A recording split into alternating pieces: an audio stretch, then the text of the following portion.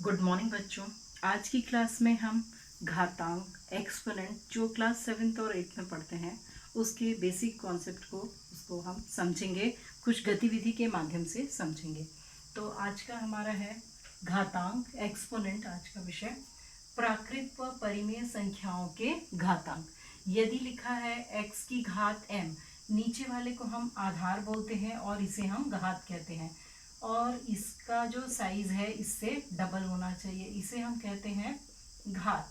x की घात m, तो इसका अर्थ होता है कि आधार का गुणा करते जाना है और कितनी बार करना है, जितने की उस पे घात है। यदि m की घात है तो x गुणित x गुणित x m बार हमें उसे गुणा करना है। तो इस तरह से हमें इसका मान प्राप्त होगा। अब चलिए इसके नियम में पहला हम देखते हैं कि यदि x की घात 0 हो तो उसका मान 1 आता है। हम इसको एक गतिविधि के माध्यम से मॉडल से समझेंगे।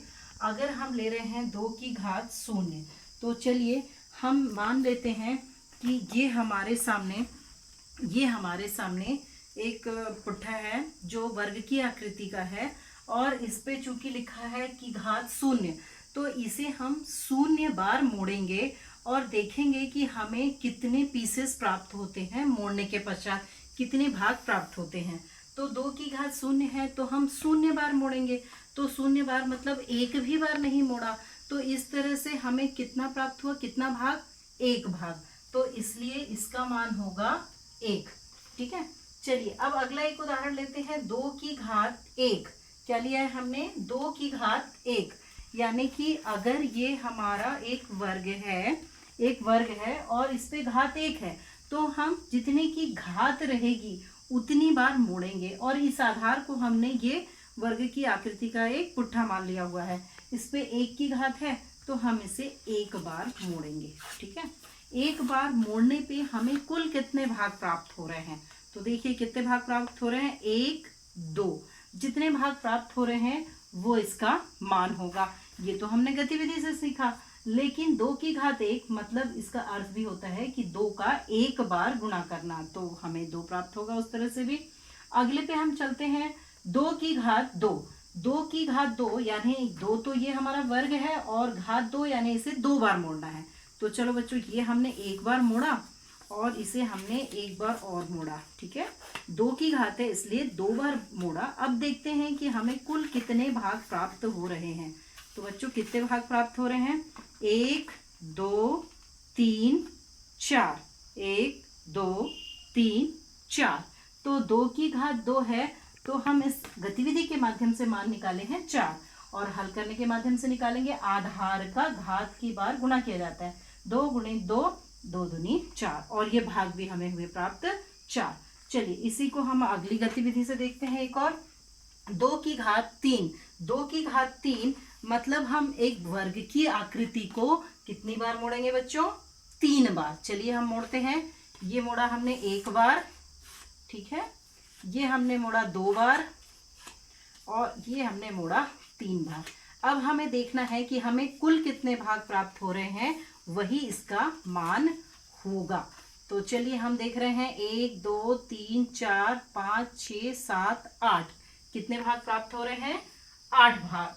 और हम इसे सूत्र के रूप में हल करेंगे, तो 2 की घात 3 यानी 2 का 3 बार गुणा करेंगे, 2 दूनी 4, 4 दूनी 8, और इस तरह से हमें 8 प्राप्त हुआ। अब आगे हम चलते हैं। एक इसका दूसरा नियम घातांक का, x की घात m गुणित x की घात n बराबर x की घात m धन n। अब इस स्थिति में नियम के तहत क्या होता है कि आधार जो समान होते हैं तो घात आपस में जुड़ जाते हैं। यहाँ आधार दोनों ही x से समान है, तो घात आपस में जुड़ गए, तो ये हो गया m धन n। हम इसी गतिविधि के माध्यम से इसको स्पष्ट करेंगे कि क्या ये प्राप्त हो रहा है। तो पहला हम एक पेपर लिए 2 की घात 2, ये 2 एक पेपर हुआ की घात 2 है, मतलब हमें इसे कितनी बार मोड़ना है बच्चों, 1 और ये 2। तो इस तरह से हमें कितने भाग इसके कुल प्राप्त हुए, चलिए देखते हैं। 1 2, ये 3 और ये 4। अब इसके पश्चात हमको एक और पेपर लेना है 2 के लिए, वर्ग आकृति की, और इसे कितने बार फोल्ड करना है बच्चों, 3 बार। तो चलिए हम करते हैं 1 2 और ये 3। तो अभी हमें कितने भाग मिले हैं? ये 1 2 3 4 5 6 7 8, हमें कुल मिले हैं 8 भाग इसमें, और इसमें हमें प्राप्त हुए हैं 4 भाग। तो चलिए हम इसका क्या करेंगे, हम जो हमें भाग प्राप्त हुए हैं इससे हमें मिला कुल 4 बराबर भाग, 1 2 3 4 और 2 की घात 3, 3 बार फोल्ड किए तो हमें 8 बराबर भाग मिले।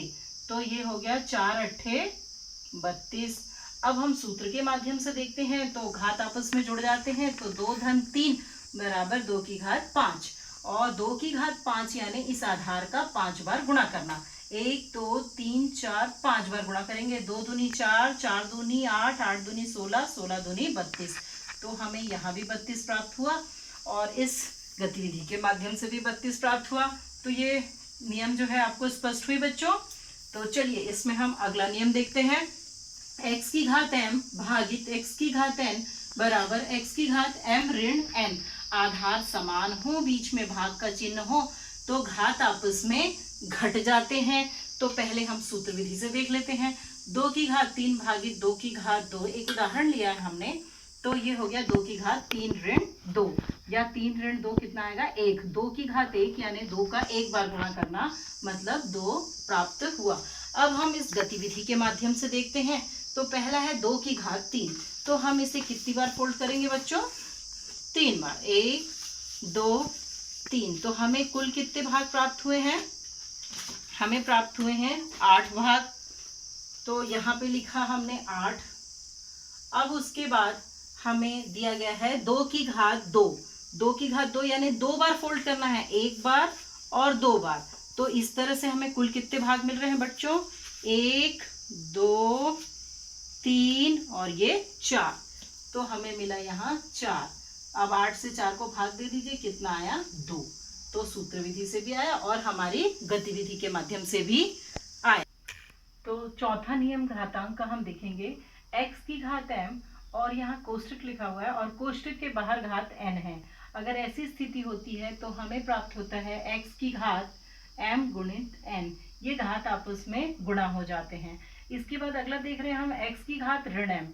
अगर ये हमारे पास ऋणात्मक घात है और इसे हमें धनात्मक बनाना है, तो इसके बटे में कुछ नहीं लिखा है, मतलब 1 होता है।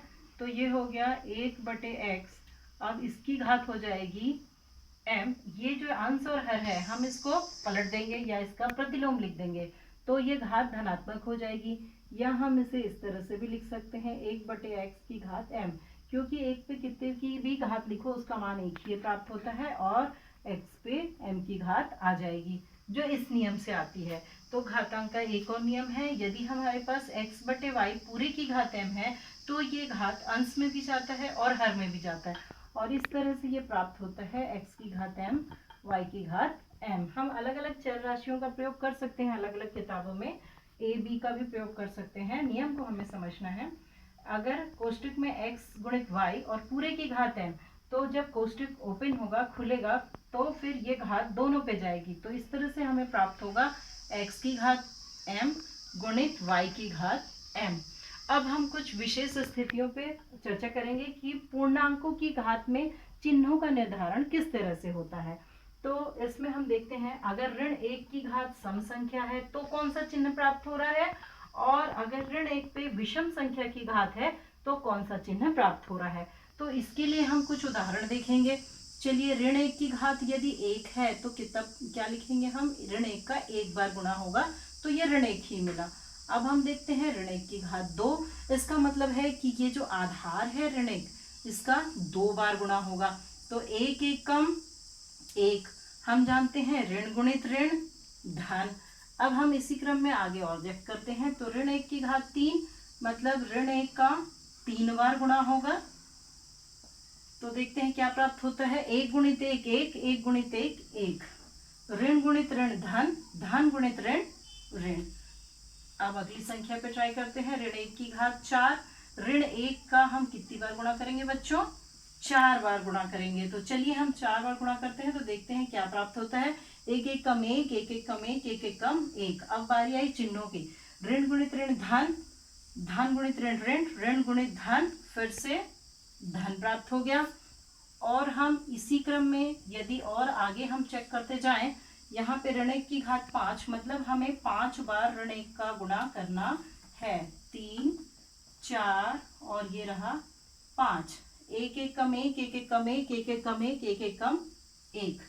ऋण गुणित ऋण धन, धन गुणित ऋण ऋण, ऋण गुणित ऋण धन, धन गुणित ऋण ऋण।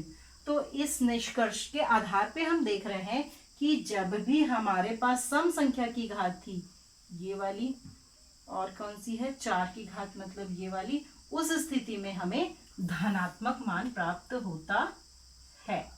जब किसी ऋणात्मक संख्या पे सम संख्या की घात होती है तो मान हमेशा धनात्मक प्राप्त होता है, और जब किसी ऋणात्मक संख्या पे विषम संख्या की घात होती है, अर्थात 1, 3, 5, उस स्थिति में हमें हमेशा ऋणात्मक मान ही प्राप्त होते हैं।